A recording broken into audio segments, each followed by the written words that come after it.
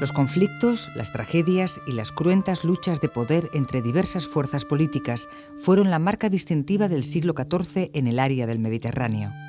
Fue un periodo de creación de imperios en el que los gobernantes de Aragón-Cataluña y de Nápoles competían entre sí, y también con las repúblicas italianas, con el objetivo de hacerse con el control de las principales islas del Mediterráneo y, al mismo tiempo, debilitar el poder del Islam en la región. Las alianzas y las traiciones se sucedían con naturalidad. Pero más allá de los conflictos, aquellos años fueron también el germen de grandes avances de la humanidad. Las redes comerciales unían los continentes, los diferentes estados y reinos. La vitalidad del Mediterráneo se centraba en el comercio, en las universidades y en la consolidación de un poder político al margen del control religioso. Este convulsionado contexto histórico es el ambiente en que nace, se forma, se desarrolla y actúa Ibn Jaldún, uno de los más importantes pensadores musulmanes.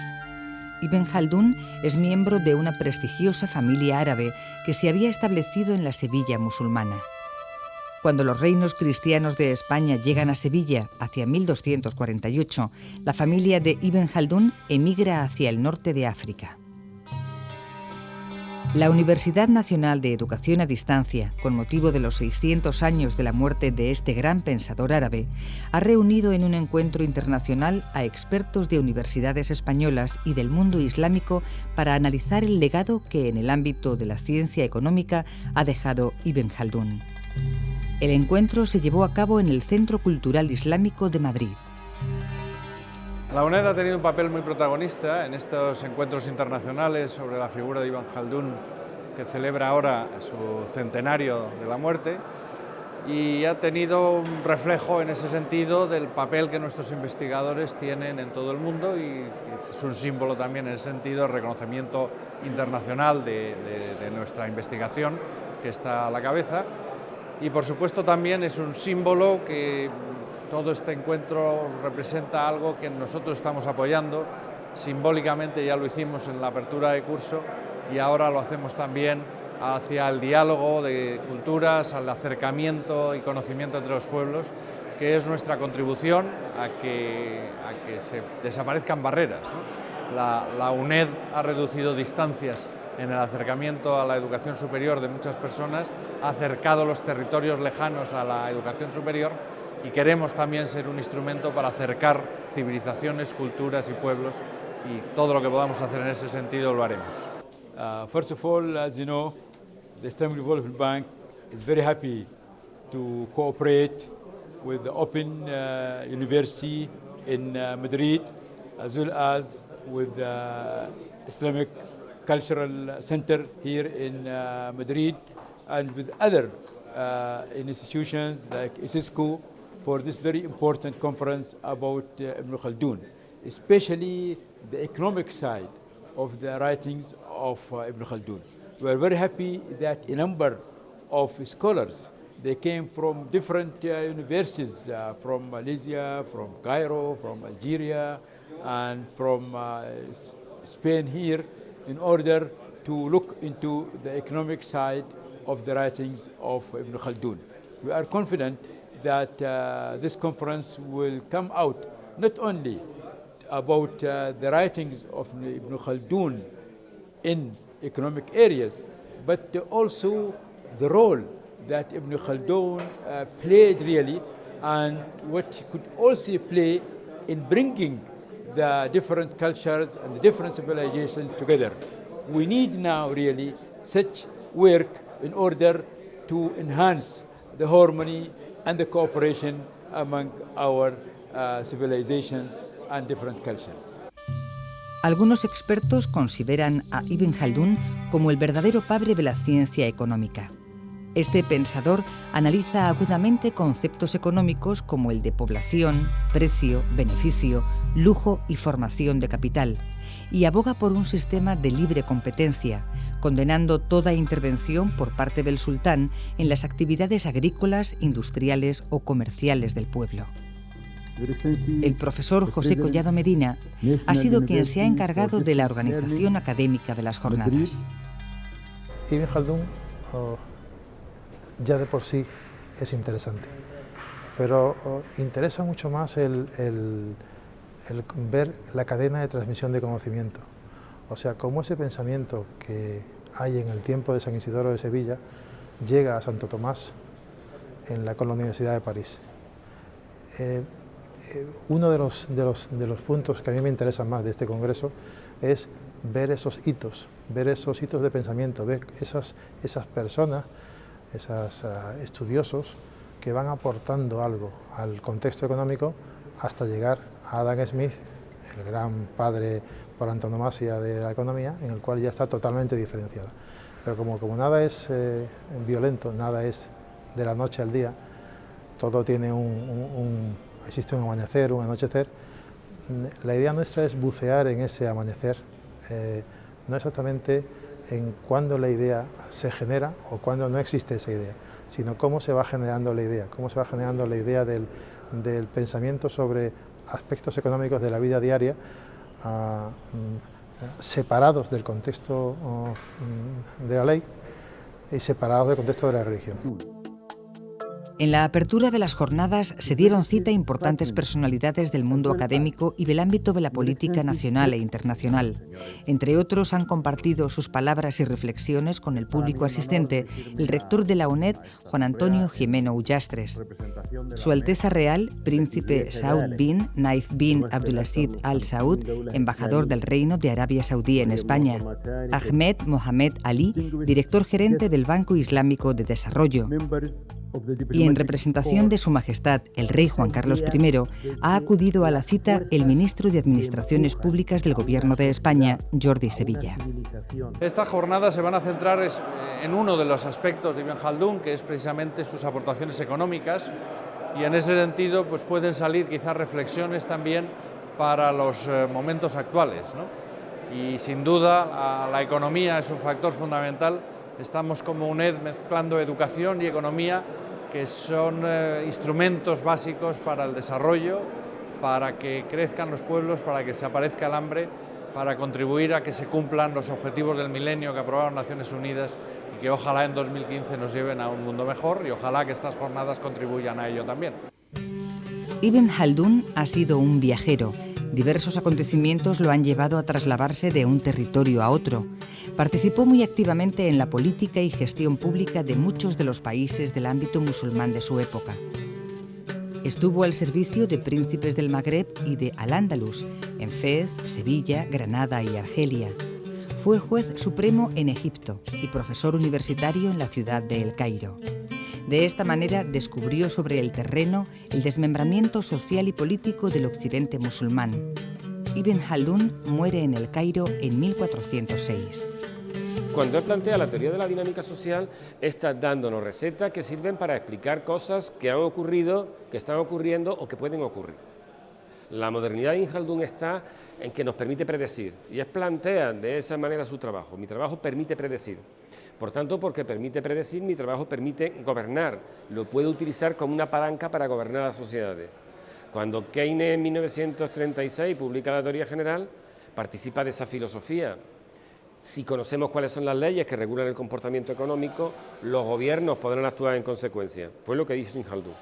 Porque no es solo materia de pasado, sino que Ibn Khaldun es materia de futuro también. Ibn Khaldun puede ser aprovechado para ir buscando, ir tratando de encontrar las formas que superen las situaciones de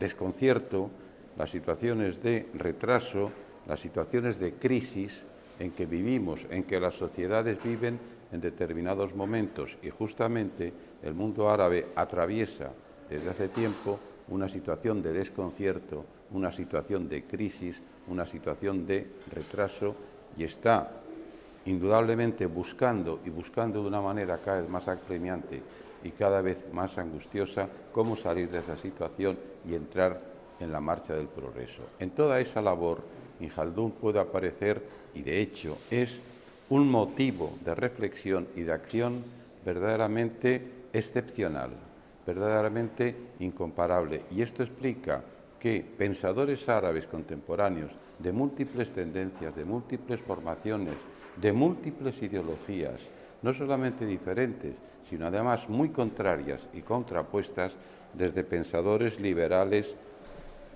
occidentalizados, como he dicho, hasta pensadores panarabistas, hasta pensadores marxistas, hasta pensadores estrictamente islámicos, se han sentido y se siguen sintiendo poderosamente atraídos por la personalidad de Ibn Khaldun y por las propuestas que hay en su obra. La figura del pensador Ibn Khaldun da pie a una reflexión sobre el estado de la economía y las aportaciones de los pensadores musulmanes a esta área del conocimiento. Se han presentado estudios e investigaciones de diferentes universidades del mundo islámico y de universidades españolas. Hablar, por tanto, de su desarrollo no tiene sentido. Lo que tiene sentido es detectar, con la ayuda de Ibn Khaldun, cuáles son los procesos de involución que dan lugar a que pueblos con un alto nivel de vida, con una tecnología refinada, etcétera, con un capital humano interesante, puedan empobrecerse. África nunca fue así, o al menos no fue de la manera como hoy la conocemos siempre. También hubo una África capaz de producir obras de arte con un nivel económico alto, con centros culturales y de investigación. Hay una serie de circunstancias que llevan a que África pierda comba. Y en la medida en que no se recupere la posibilidad de que haya un nuevo periodo de realme ético, económico y político, las cosas seguirán de este modo. Claro, la cuestión está en encontrar cuáles son las claves que Ibn Khaldun plantea para que esto ocurra. Y esas claves están en jugar adecuadamente, bueno, pues con la cooperación, con el mercado, con la intervención pública y tratando de fomentar una serie de hábitos, de costumbres, con una serie de tradiciones que sean positivas para que las cosas puedan funcionar adecuadamente. Con Ibn Khaldun de la mano no puede uno pensar que en el sector público esté la solución, ni que la solución esté en el mercado, ni que la solución esté en la suma del mercado más sector público. El auge que hoy, por ejemplo, tiene el voluntariado encontraría perfecto acomodo en los planteamientos de Ibn Khaldun, en la combinación de dirección central, papel del Estado, mercado, voluntariado, con todo lo que supone, es decir, solidaridad social, claves para poder recomponer el funcionamiento adecuado de una sociedad. En 1212, después de la batalla de las Navas de Tolosa, comenzó una importante emigración de las élites andalusíes hacia el Magreb. En estos años emigró la familia de Ibn Khaldun a Túnez. Eran tiempos en que el reino nazarí se había convertido en un reino a merced de los avances cristianos y al mismo tiempo era lugar de refugio y sede de los españoles musulmanes que allí se radicaron ante el avance de la reconquista cristiana. Fue la antesala de la emigración de los musulmanes españoles hacia el Magreb. Yo en la breve intervención que he tenido he tratado de demostrar, no, porque son cosas suficientemente conocidas, pero no conocidas precisamente del público español. Primera, que Ibn Khaldun fue conocido en la cultura árabe de su tiempo, aunque seguramente menos de lo que merecía, tuvo menor proyección de lo que su obra merecía, pero fue conocido, especialmente en el contorno del Estado egipcio-sirio mameluco, fue conocido también en la Turquía otomana, fue conocido por los árabes en el siglo XIX y desde luego está enormemente tratado y estudiado en la época actual. Con eso he querido reducir a sus justas dimensiones la idea que se tiene equivocada entre nosotros de que los árabes desconocieron totalmente a Ibn Khaldun y lo han descubierto en época moderna a partir de la lectura y de la interpretación de los estudios que se ha hecho por parte de los orientalistas europeos. No es cierto, vuelvo a repetir, fue conocido en su época, se mantuvo ese conocimiento después entre los árabes, pero seguramente con menor dimensión de la que merecía y menos valorado de lo que merecía también. Los expertos han destacado que Ibn Khaldun escribe su obra en un tiempo histórico convulso y que esta situación histórica tiene relación directa con su obra. El clima social que se vivía era de angustia e incertidumbre. No faltó ni siquiera la peste negra, que en 1347 asoló la población del mundo mediterráneo de una y otra orilla. Ibn Khaldun vive en la época en la que se está desintegrando totalmente el imperio andalusí, en pleno reino de taifas, con una intromisión de las tropas de los reyes cristianos por el norte, Ya Sevilla es cristiana en aquel momento, y con una intromisión por parte del sur por las huestes árabes que venían de Marruecos. En ese contexto la situación es muy complicada políticamente y el hombre, lo que escribe, pasa totalmente desapercibido, hasta el siglo XVII, en el que se recupera su trabajo. Las sociedades necesitan para su evolución incorporar unos componentes éticos de profundo calado, sostiene en sus reflexiones Ibn Jaldún. Estos componentes éticos son los que hacen posible que la propia sociedad descubra lo importante que es que sus ciudadanos estén juntos, que produzcan juntos y no que se enfrenten unos con otros. Por el contrario, la existencia de profundas desigualdades sociales lleva a la fragmentación social. La fragmentación social y la injusticia crean un caldo de cultivo que impide a la sociedad desarrollarse y funcionar positivamente. Entre los conferenciantes que acudieron a las jornadas destacó la presencia de quien es considerado uno de los padres de la economía islámica, Umar Chapra. Well, Ibn Khaldun's contribution lies in a number of areas. One of the most important of these is multidisciplinary analysis. What conventional economics has done is to focus primarily on the market and market forces, that these are the only ones that determine the allocation of resources. But market forces need to be made humane by means of moral values. And what Islamic economics and even Ibn Khaldun tried to do is to inject moral values into economics so as to show that market forces, when they are disciplined by moral values, then they can bring greater prosperity to the poor people. This should be one of our major considerations, because until there is justice in this world, there cannot be peace. The Quran emphasizes this, and Ibn Khaldun also said that injustice destroys civilization. And for bringing justice into the world, it is not only market forces we have to rely upon, but we have also to inject values. Now, when we inject values, then these have to be enforced.